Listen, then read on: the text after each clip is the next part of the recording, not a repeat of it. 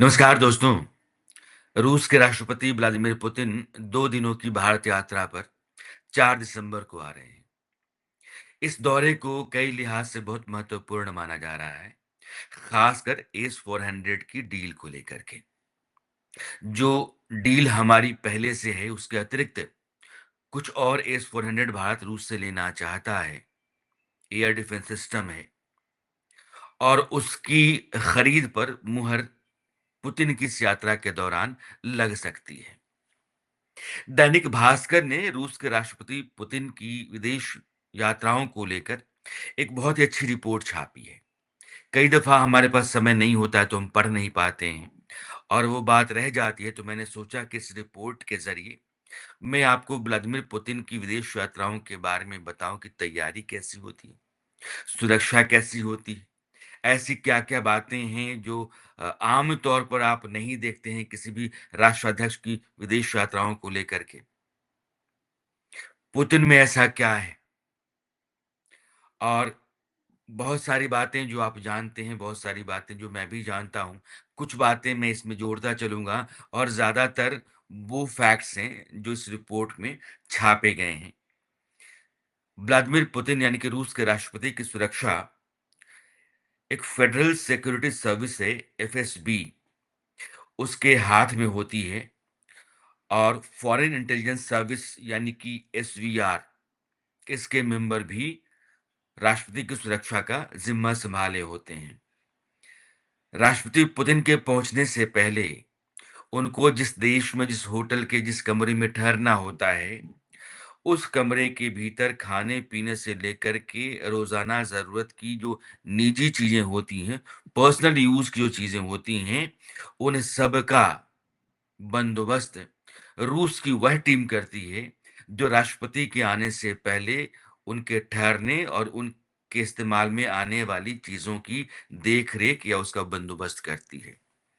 यानी कि पुतिन जब भारत आएँगे, जिस होटल में ठहर रहे हैं, उस होटल में शैम्पू, साबुन, हैंड वॉश, टॉवेल, इन सारी चीज़ों को हटा दिया जाएगा। रूस से ही यह सारी चीज़ें लाई जाएँगी। यानी कि जो मेहमान देश है, उस देश का कुछ भी वो इस्तेमाल नहीं करते हैं। और पुतिन के लिए बातचीत का ज़रिया मोबाइल रखते नहीं हैं, तो फ़ोन की खातिर कम्युनिकेशन लाइन एस्टैब्लिश की जाती है और उनकी टीम कमरे में एक टेलीफ़ोन बूथ इंस्टॉल करती है इसकी खातिर। पुतिन जिस भी होटल में ठहरते हैं, बाथरूम का इस्तेमाल नहीं करते हैं। अलबत्ता मोबाइल बाथरूम लेकर के उनकी टीम रूस से आती है और उसको होटल के कमरे में सेटअप किया जाता है। यानी कि मेहमान देश का कुछ भी रूसी राष्ट्रपति अपने इस्तेमाल में नहीं ले आते हैं। अब पुतिन के साथ जो प्लेन होता है, उस प्लेन में 100 लोगों का ग्रुप चल सकता है।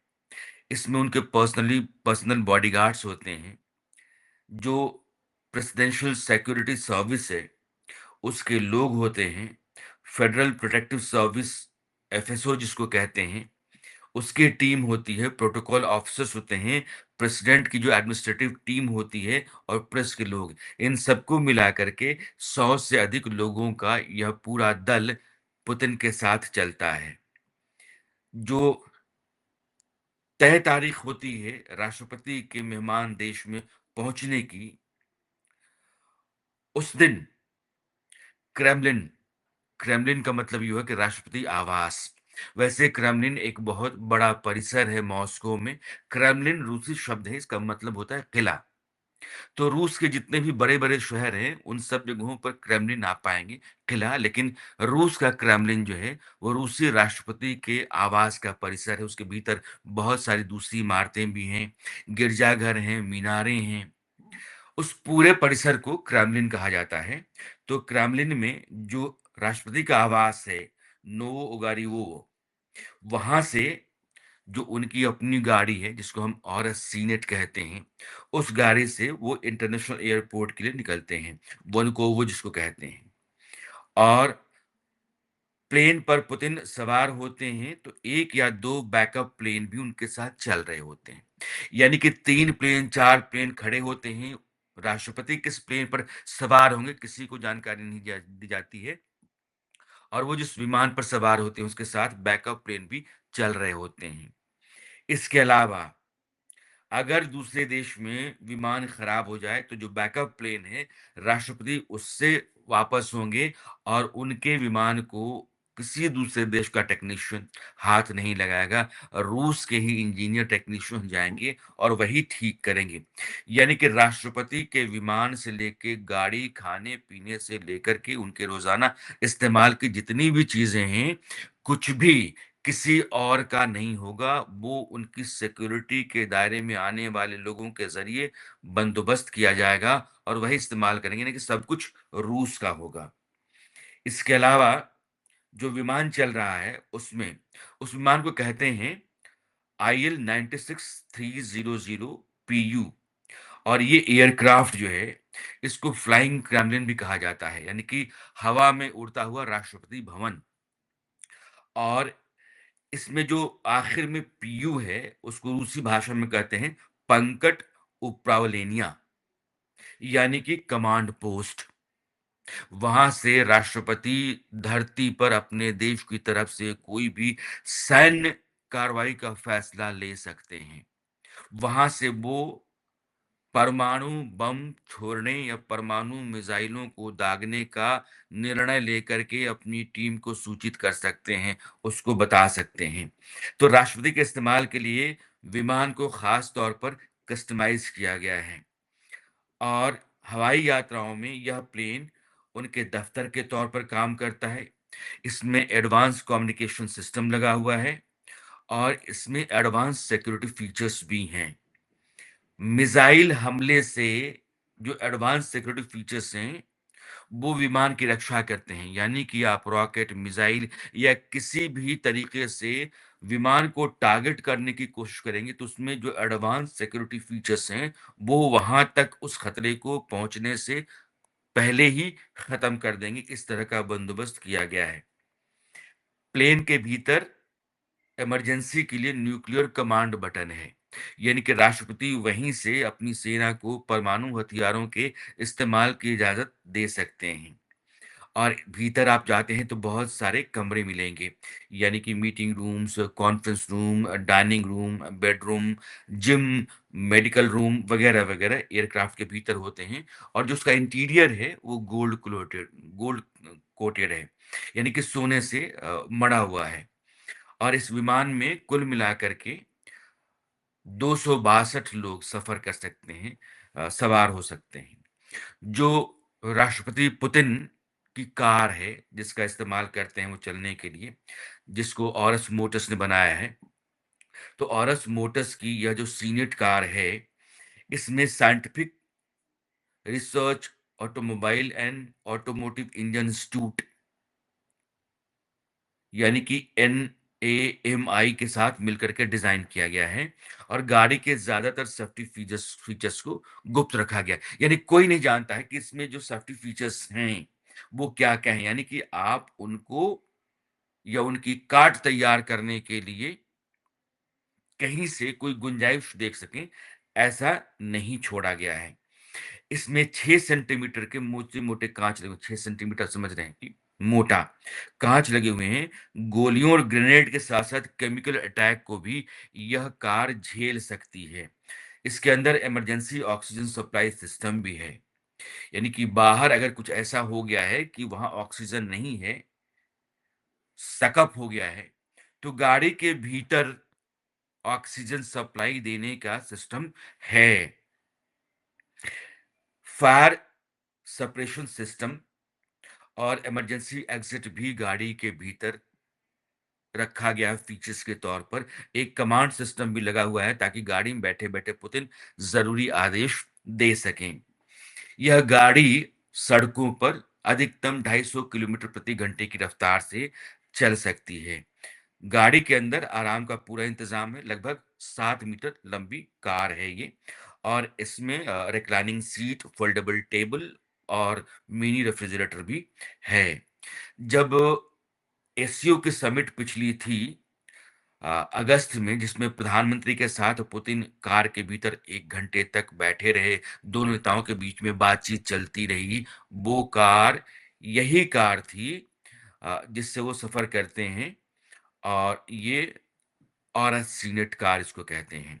तो ये जो तमाम फीचर्स जिनका ज़िक्र कर रहे हैं, उसी कार में हैं, जिस कार में प्रधानमंत्री मोदी के साथ पुतिन ने घंटे भर की बातचीत एससीओ समिट के दौरान की थी।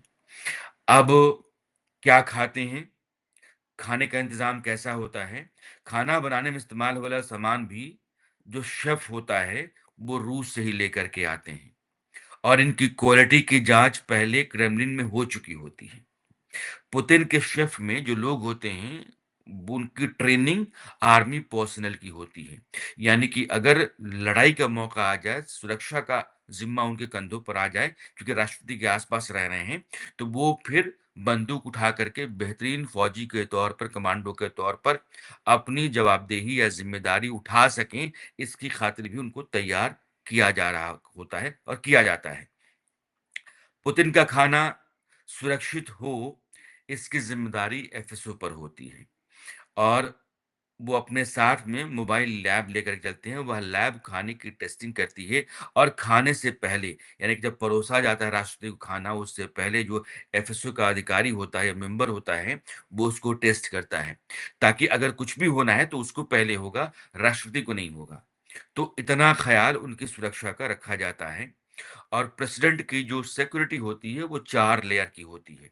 एक तो जो उनके पर्सनल गार्ड्स होते हैं, जो बॉडीगार्ड्स आप कह सकते हैं, तो वो चलते हैं, और पुतिन के जो पर्सनल बॉडीगार्ड्स होते हैं, वो घेरा बना के चलते हैं। उनके हाथ में जो सूटकेस होता है, अगर उसके भीतर से खोल लें, तो वो अनफ़ोल्ड होता है, और चारों तरफ एक शीट बन जाती है, घेरा बन जाता है प्रेसिडेंट के, तो उस घेरे के भीतर उनको लेकर के वो कहीं भी मूव कर सकते हैं।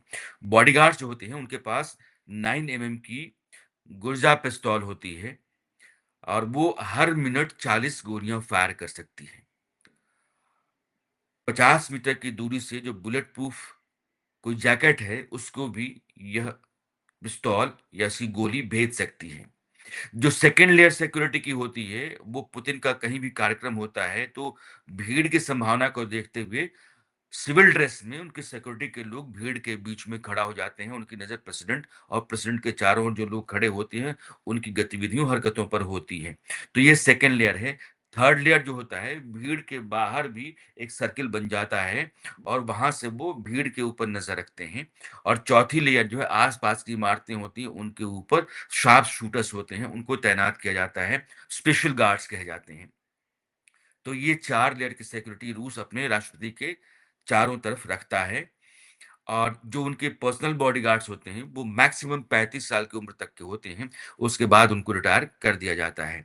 बॉडीगार्ड्स की जो हाइट होती है, वो 5 फीट 8 इंच से लेकर के 2 फीट 6 फीट 2 इंच तक की होती है, और 75 केजी से 90 केजी के बीच उनका वज़न होता है, और कई तरह की विदेशी भाषाएँ वो जानते हैं, समझते हैं। रशिया बियॉन्ड के मुताबिक पुतिन के बॉडीगार्ड को ऐसी ट्रेनिंग दी जाती है कि वो अपने पतले कोट में कड़ाके की ठंड का सामना कर सकें, और गर्मी में उनका पसीना नहीं निकले। यानी कि एकदम टफ तरीके से उनको तैयार किया जाता है।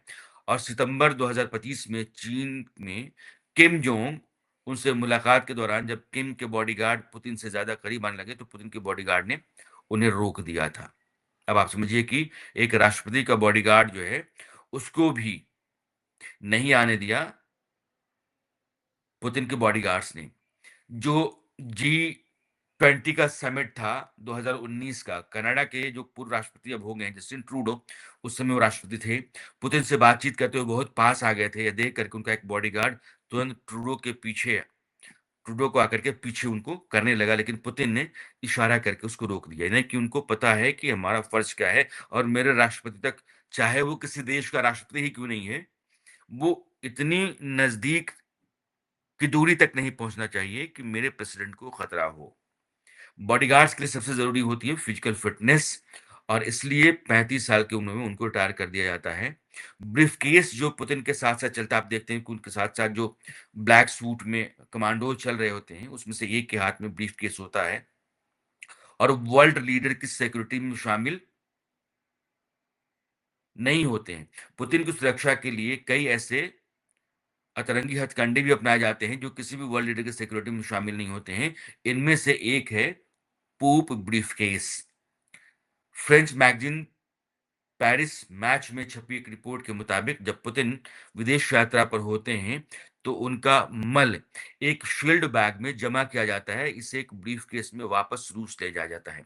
यानी कि मल-मूत्र भी राष्ट्रपति का, क्योंकि आप जब अपनी पेशाब का टेस्ट कराते हैं या स्टूल टेस्ट होता है, तो आप कौन-सी दवा खाते हैं, आपको कौन-सी बीमारी है, यह सारी बातें पता हो सकती हैं। तो किसी भी देश को राष्ट्रपति के बारे में कुछ कुछ भी जानकारी ना मिल सके, इसको एकदम से छिपा करके रखने का इंतज़ाम ये है कि उनके मल-मूत्र को भी आप उस देश में ना छोड़ें और वापस रूस ले जाएँ। तो एक और अखबार है, ब्रिटिश अखबार है द इंडिपेंडेंट, और 2022 में उसकी रिपोर्ट थी कि पुतिन के मल से कोई देश उनकी मेडिकल डिटेल न जान पाए, इसलिए ऐसा किया जाता है, जैसा मैंने आपसे कहा था। और उनके स्टूल के सैंपल से इंसान की बीमारियाँ कौन-सी हैं, दवा कौन-सी लेता है, हाँ, यह सब कन्फर्म किया सकता है, और रूस कतई नहीं चाहता है कि ऐसी कोई भी बात किसी देश को पता तक चले। अब आता है कि बॉडी डबल को लेकर के, तो कहा ये जाता है कि अगस्त 2025 में ट्रंप के साथ अलास्का में जो मीटिंग हुई थी, उसमें रूस के राष्ट्रपति की जगह उनका बॉडी डबल गया था। यह चर्चा बहुत रही है, और अगस्त में व्लादिमीर पुतिन और डोनाल्ड ट्रंप के बीच में जो मीटिंग हुई थी, उस मीटिंग में इस बात का ज़िक्र किया जा रहा है कि ऐसा था। लेकिन यूक्रेन के military head general Kyrylo Budanov भी यह दावा कर चुके हैं कि रूसी नेता क्रेमलिन पर पुतिन के नियंत्रण खोने को छिपाने के लिए बॉडी डबल्स डबल्स की एक टीम का इस्तेमाल करते हैं। यानी कि बॉडी डबल्स की एक टीम है। रूस यूक्रेन युद्ध शुरू होने के बाद लगातार ऐसी खबरें आती रही कि पुतिन पब्लिक इवेंट में अपना बॉडी डबल भेजते हैं। उनके चेहरे की बनावट, चाल और लोगों के बहुत करीब जाकर के मिलने के तरीकों से संदेह पैदा हो रहा था। 2023 में जापान के कुछ रिसर्चर्स ने पुतिन की चाल, फेशियल एक्सप्रेशंस, आवाज, इन सब की एआई के ज़रिए स्टडी की थी, और रिपोर्ट में कहा गया कि रूसी राष्ट्रपति का एक हम-शक्ल होने की संभावना है। 2020 में एक इंटरव्यू में पुतिन ने बताया था कि 2000 के दशक में जब चेचन्या के खिलाफ संघर्ष चल रहा था, उस दौरान सुरक्षा एजेंसियों ने उन्हें बॉडी डबल का इस्तेमाल करने की सलाह दी थी, लेकिन पुतिन ने उसे इनकार कर दिया था, और वो लगातार इस तरह की दावों को नकारते हैं। इस तरह के दावे गलत हैं, यह बात पुतिन खुद ही कहते रहे हैं। अब पुतिन पर हमला हो जाए तो क्या होगा? इस बात की इस रिपोर्ट में विस्तार से चर्चा है, और पहले ये है कि उनकी जो फर्स्ट लेयर की सिक्योरिटी है, यानी कि जो पर्सनल गार्ड्स हैं, वो ह्यूमन शील्ड बना करके उनके चारों ओर खड़ा हो जाएँगे, उनको घेर लेंगे। बॉडीगार्ड या इमारतों पर खड़े स्नाइपर्स की नज़र में कोई हमलावर आता है तो उसको मार दिया जाएगा। बाहर के घेरे में तैनात गार्ड्स की मदद से पुतिन को सुरक्षित उनकी औरत सीनेट गाड़ी जो खड़ी होती है पास में, वहां तक ले जाया जाएगा। फिर पुतिन के रेस्क्यू के लिए चॉपर और हमले के लिए फाइटर जेट भी बुलाए जाते हैं, क्योंकि जहां भी रहते हैं एकदम नजदीक में इन सबका इंतजाम रहता है, सब रेडी मोड में रहते हैं। तो ऐसा किया जाएगा। इसके अलावा पुतिन को सीधे एयरफ़ील्ड पर खड़े फ्लाइंग क्रेमलिन, यानी कि जो उनका जहाज़ होता है, वहाँ तक ले जाया जाएगा। ऐसी स्थितियों के लिए इस प्लेन को कभी एयरपोर्ट की पार्किंग में नहीं रखा जाता है। यानी कि प्लेन जहाँ जाता है, रनवे पर लैंड करता है, वहीं बना रहता है, और वो टेक ऑफ के लिए हर वक़्त तैयार रहता है। तो चॉपर, कार, रनवे पर खड़ा विमान, यह सब कुछ लगातार ऑन मोड में रहता है, और कभी राष्ट्रपति के ऊपर खतरा आता है, तो उस खतरे से उनको बाहर निकाल करके और वापस देश ले जाने का पूरा बंदोबस्त होता है, या देश के भीतर भी कहीं है तो सुरक्षित जगह पर या क्रेमलिन तक उनको पहुंचाने का पूरा इंतजाम किया जा रहा होता है या किया जाता है।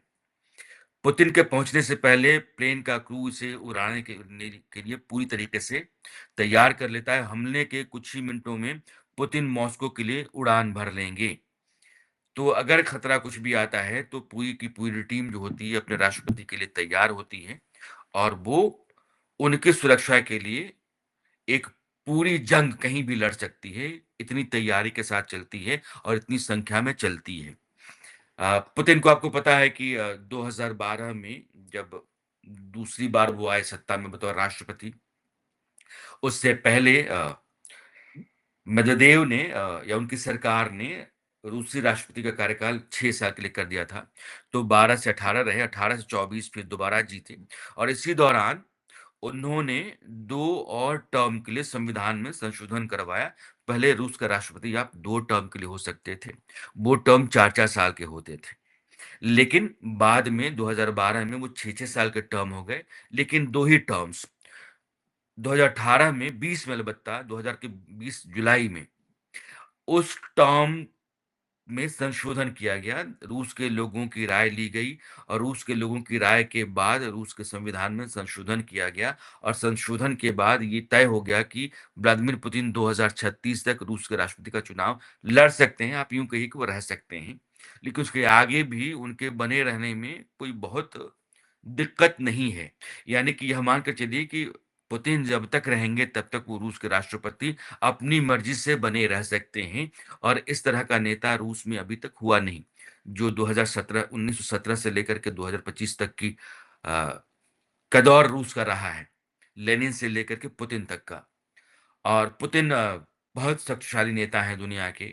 यूक्रेन के खिलाफ युद्ध बहुत लंबे समय से लड़ रहे हैं और यह युद्ध 3 साल से अधिक का वक़्त हो गया है। दुनिया पहले समझती कि रूस इतने समय तक यूक्रेन को नहीं जीत सका है, लेकिन यह बहुत सोची-समझी रणनीति रही है और यह युद्ध जैसे-जैसे खिंचता चला गया है, वैसे-वैसे यूरोपियन देश और अमेरिका दोनों की हालत कमज़ोर होती चली गई। रूस की माली हालत पर बहुत फ़र्क तो नहीं पड़ा। और इस दौरान 2020 में जो व्यवस्था रूस के भीतर संविधान संशोधन के ज़रिए पुतिन ने कर ली है, वो अपने आप को बहुत मज़बूत कर चुके हैं और भारत की यात्रा को लेकर के बहुत सारी संभावनाएँ भी हैं और इस यात्रा से चीन और पाकिस्तान इन दोनों देशों के बीच में हलचल कहीं ज़्यादा है, क्योंकि रूस और भारत के संबंध बहुत मज़बूत रहे हैं और संकट के समय में यूक्रेन युद्ध के समय जब अमेरिका और पश्चिमी देश ये चाहते थे कि भारत रूस से तेल ना खरीदे और रूस से अपनी पुरानी दोस्ती को अब एक फासले पर ला कर के खड़ा कर ले, भारत ने वैसा नहीं किया है और पुतिन को यह साफ समझ में आ गया है कि दुनिया में अगर सबसे मजबूत, भरोसेमंद, सच्चा दोस्त है, तो भारत है और भारत की कीमत पर कुछ भी नहीं किया जा सकता है, भारत सबसे पहले। और यह रूस की जो अ,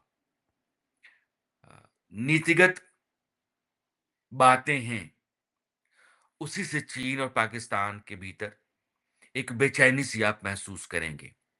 तो यह जो भास्कर की रिपोर्ट थी, मैंने कहा कि मैं आपको एक बार पढ़ के सुनाऊँ और वो सारे प्लेट्स बगल में दिखाऊँ ताकि आपको पुतिन के बारे में और पुतिन जब चलते हैं विदेश यात्राओं पर तो उस समय क्या रहता है, उसके पहले क्या होता है, महीना भर पहले ही टीम आ जाती है, सुरक्षा का सारा बंदोबस्त करती है, होटल में घुस कर के सब चेक करती है, उनके आने से पहले उनके इस्तेमाल की चीज़ें ला कर के लगा देती है, उनका टॉयलेट लगा देती है, बाथरूम लगा देती है, सब कुछ पहले से रेडी और सुरक्षा के बंदोबस्त एकदम चाक-चौबंद हो जाते हैं और कुछ भी मेज़बान देश का नहीं होता है, सब कुछ रूस का होता है। यह रिपोर्ट इंटरेस्टिंग थी इसलिए मैंने कहा कि आपको एक बार सुनाऊँ। तो अब मुझे दीजिए विदा। नमस्कार।